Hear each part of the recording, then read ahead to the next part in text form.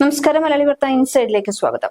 15 മാസത്തെ യുദ്ധത്തിനു ശേഷം വെടിനിർത്തൽ കരാർ നിലവിൽ വരുമ്പോൾ പ്രധാനമായുമുള്ളത് ബന്ദി കൈമാറ്റം തന്നെയാണ്.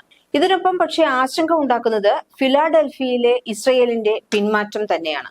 ഗാസ ഈജിപ്ത് അതിർത്തിയിൽ 14 കിലോമീറ്റർ നീളത്തിലും 100 മീറ്റർ വീതിയിലുമുള്ള പ്രദേശമാണ് ഫിലാഡൽഫി ഇടനാഴി. റഫ ക്രോസിംഗിനെ വലയം ചെയ്ത് മെഡിറ്ററേനിയൻ കടലിലേക്ക് വ്യാപിക്കുന്നതാണ് ഇത്. 1979 ഇസ്രയേലും ഈജിപ്തും തമ്മിലുള്ള ക്യാമ്പ് ഡേവിഡ് കരാറിൽ വേരൂന്നിയതാണ് ഫിലാഡൽഫിയയുടെ ചരിത്രം. കരാർ പ്രകാരം ഇസ്രയേലിനാണ് ഇടനാഴിയിൽ സൈന്യത്തെ നിലനിർത്താനുള്ള അവകാശം. എന്നാൽ 2005 ഗാസയിൽ നിന്ന് ഇസ്രയേൽ പിൻവാങ്ങിയതിനെ തുടർന്ന് സൈനിക രഹിത മേഖലയായി ഇടനാഴി മാറുന്നു.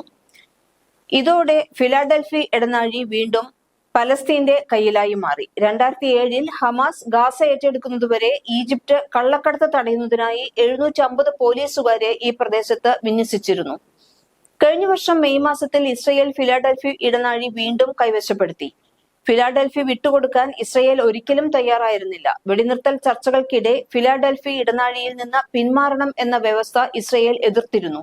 ഇതിനു കാരണം മെഡിറ്ററേനിയൻ കടൽ വഴി ആയുധം കടത്താൻ ഹമാസ് ഉപയോഗിക്കുന്നത് ഈ ഇടനാഴിയാണ്. ഫിലാഡൽഫി ഇടനാഴി എന്നറിയപ്പെടുന്ന ഈജിപ്തുമായുള്ള ഗാസയുടെ അതിർത്തി ഹമാസിന്റെ നിർണായകമായ ജീവനാഡി തന്നെയാണ്. ഗാസയിലേക്കും പുറത്തേക്കും തങ്ങളുടെ പ്രവർത്തകരെ മാറ്റാൻ ഹമാസ് ഫിലാഡൽഫി ഇടനാഴി ഉപയോഗിക്കുന്നുണ്ട്. ഈ പ്രവർത്തനം തടയാൻ ഈജിപ്തിന്റെ തുടർച്ചയായ ശ്രമങ്ങൾക്കിടയിലും ഹമാസിന്റെ കള്ളക്കടത്ത് പ്രവർത്തനങ്ങൾ തുടരുകയാണ്.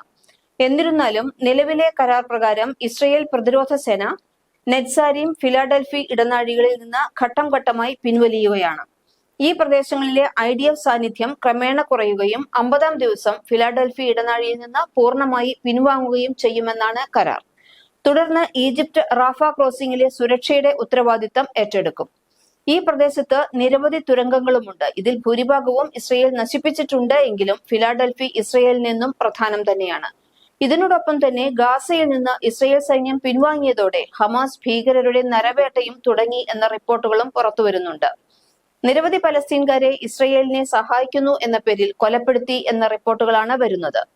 ഈജിപ്തിൽ നിന്ന് അതിർത്തി കടന്ന് ഗാസയിലേക്ക് ഹമാസ് ഭീകരരും എത്തുന്നു.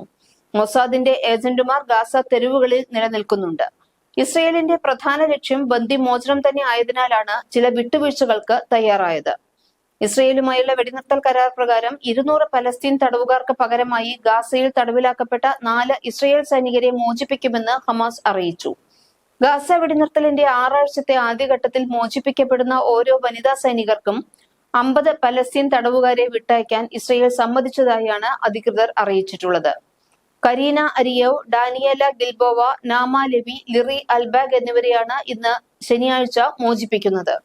ഇവരെ മോചിപ്പിക്കുന്നതിന് പകരമായി 180 പലസ്തീനിയൻ തടവുകാരെ ഇസ്രയേലും മോചിപ്പിക്കും.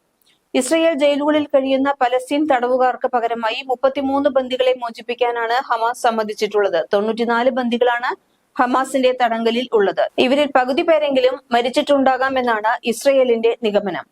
വടക്കൻ ഗാസയിൽ നിന്ന് ഇസ്രയേൽ ബോംബാക്രമണവും ഒഴിപ്പിക്കൽ ഭീഷണിയും മൂലം നിർബന്ധിതമായി കുടിയിറക്കപ്പെട്ട ലക്ഷക്കണക്കിന് പലസ്തീനികൾ വെടിനിർത്തൽ നിലനിൽക്കുന്നതിനാൽ തങ്ങളുടെ പ്രദേശങ്ങളിലേക്ക് മടങ്ങാനുള്ള പ്രതീക്ഷയിലാണ്. ബന്ദികളാക്കിയ എല്ലാ വനിതാ സിവിലിയന്മാരെയും പിന്നീട് വനിതാ സൈനികരെയും മുതിർന്ന വ്യക്തികളെയും ഗുരുതരമായ ആരോഗ്യ പ്രശ്നങ്ങളുള്ളവരെയും ആദ്യം മോചിപ്പിക്കണം എന്നതാണ് കരാർ വ്യവസ്ഥ. ഗാസയിൽ വെടിനിർത്തൽ കരാർ ഏർപ്പെട്ടതിൽ പ്രതിഷേധിച്ച് ഇസ്രയേൽ മന്ത്രി ഇറ്റാമർ ബെൻഗുർ രാജിവെച്ചിരുന്നു. തീവ്ര വലതുപക്ഷവാദികളുടെ എതിർപ്പ് മറികടന്നാണ് കരാറിന് ഇന്നലെ ഇസ്രയേൽ സർക്കാർ അന്തിമ അംഗീകാരം നൽകിയത്. ഇതേസമയം ഗാസയിലെ വെടിനിർത്തലിന് പിന്നാലെ അധിനിവേശ വെസ്റ്റ് ബാങ്കിൽ ഇസ്രയേൽ സൈന്യം ആക്രമണം കടുപ്പിച്ചിട്ടുണ്ട്. വെസ്റ്റ് ബാങ്കിലേക്ക് മാറ്റിയിരിക്കുന്ന ബഹുമുഖ യുദ്ധത്തിൽ ജനീൻ ഓപ്പറേഷൻ പരമ്പര തന്നെ നടത്തുമെന്ന് ഇസ്രയേലിന്റെ സൈനിക രഹസ്യാന്വേഷണ വിഭാഗം അറിയിച്ചതായി റിപ്പോർട്ടുകൾ വന്നിട്ടുണ്ട്.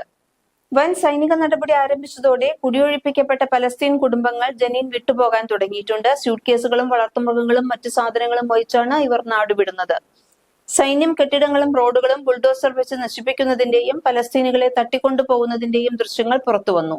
ചിലയിടങ്ങളിൽ കെട്ടിടങ്ങൾക്ക് തീയിട്ടു. ജനീൻ ഗവൺമെന്റ് ആശുപത്രിയുടെ പരിസരത്ത് സൈന്യം തമ്പടിച്ചതായും രോഗികളെ അടക്കം മാറ്റുന്നുവെന്നും സ്ഥിതിഗതികൾ ആശങ്കാജനകമാണെന്നും ആശുപത്രി ഡയറക്ടർ വിസാം ബക്കർ അറിയിച്ചിട്ടുണ്ട്.